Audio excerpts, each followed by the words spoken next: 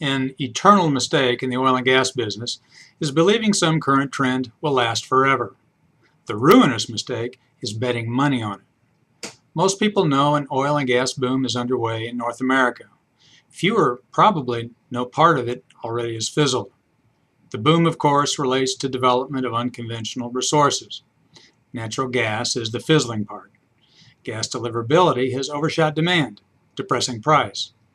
Gas drilling has slumped, but the boom continues for oil and gas liquids in shales and other tight reservoirs.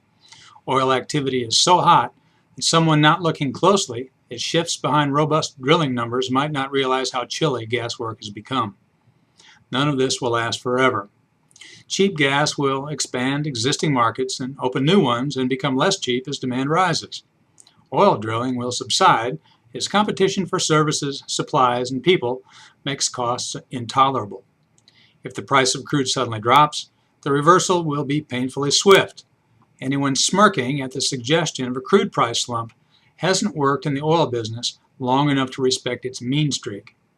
Mark Maddox, president of the Society of Independent Professional Earth Scientists, writes about boom-bust leasing gyrations in the current issue of his group's quarterly newsletter.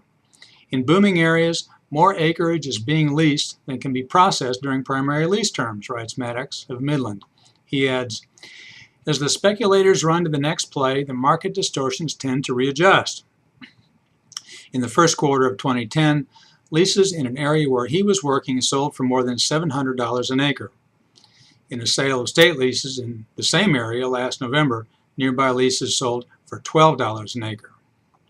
The challenge as an independent, Maddox writes, is to buy $700 acreage for $12 rather than get stuck with a bunch of $12 acreage that you paid $700 for. Good advice. But the SIBE's president adds, that's not so easy to do sometimes.